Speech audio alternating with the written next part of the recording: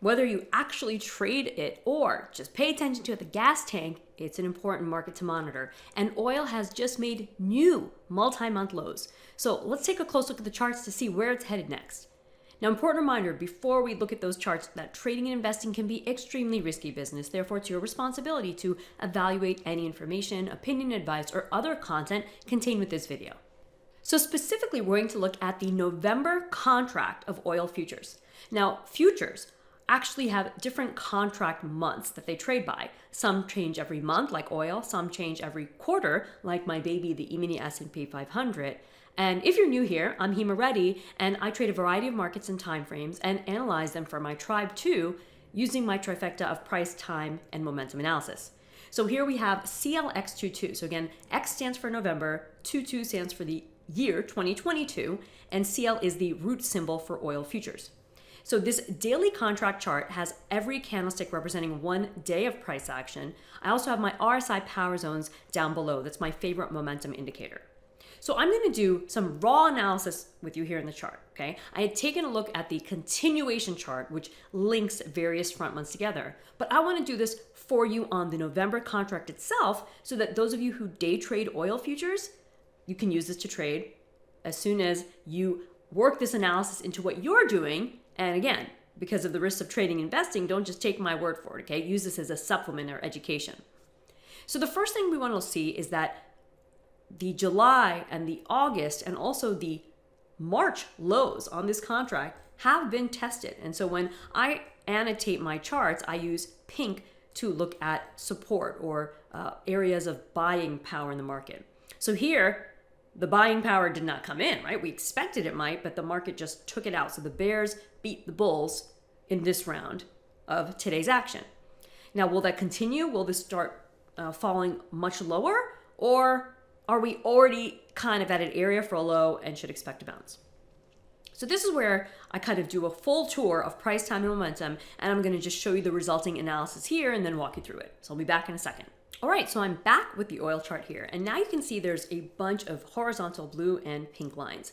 So the blue lines represent resistance levels, areas of potential market supply or selling pressure, and the pink lines represent areas of potential buying power or floors in the market, also known as support levels. So I would like to focus in on the most recent price action and then just walk you through what I think is likely, okay? What I think is likely for oil at this juncture. Now, I've just started with the price analysis. I'm going to pair it with momentum and then I'm going to top it off with market timing. Given that we have violated this March 15th low, if bears are continuing to stay in charge here, then the next battle they have is these floors at 80.32 and 79.31. If the bears can push below those, then you can see there's another kind of conjunction or joining or cluster of support here at 73.81 and 74.46. Again, this is specific to the November contract for oil. Do not apply these numbers to continuation chart. It doesn't work that way, okay? The numbers will be different based on where you pull the analysis from. So again, if we break below this first floor, here's the next floor. And if we broke below that one, then you could see it falling all the way down to under $70, $67.30.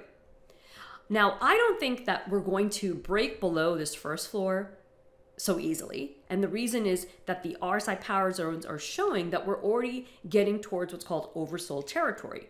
And specifically on my zones that I use, there's an area called the bear support power zone. And if we come in between these two red lines and the RSI starts to form a little curve higher, it might be a sign that the bear power is sort of lessening, okay? There's less bears at the fight and bulls might have a chance to come back in. Now, whether we fully break below 79.31, 80.32, or we just kind of touch it and maybe reverse higher, either way, there is a bit of a ceiling here that the market needs to be wary of, and that's between 89.15 and 90.06. So even if we don't get much downside and we get a bounce, 90.06 to 89.15 is an area to watch. If that area gets overtaken by bullish pressure, then the next zone of resistance is here at 96.82 to 97.91. Notice, I did not select these to purposely be close together. I went in and in that pause I had in the video, I did my tried and true methods of determining support and resistance. I've done them for 22 years now, based on a variety of techniques. Gann analysis, using retracements that Gann has, as well as actual past traded levels and more. Now I'm going to bring in the timing element, and I'll be back in a second. All right, now based on some short-term timing approaches, and I teach these methods in the loss forecasting trading system, it's actually the session we're about to head into, Thursday, September 8th, that looks like the potential for a short-term low. Now, short-term low doesn't mean the fall is over and we're going up to new highs. It just means a little bit of a recovery with potential to go higher, again, if it can clear this zone of resistance in this 89 to 90 area. So watch out after this very, big, impressive, whoa, we broke below lows that we haven't seen in 6 months.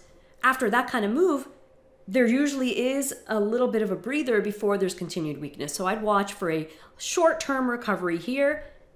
We'd need to get above 89 to 90 though for bulls to really have hope. And in the big picture, there's still room to get down to 67.30 over coming weeks. So there you have it, a full analysis using price, time, and momentum on oil, looking at the current contract month, and we'll see where it takes us.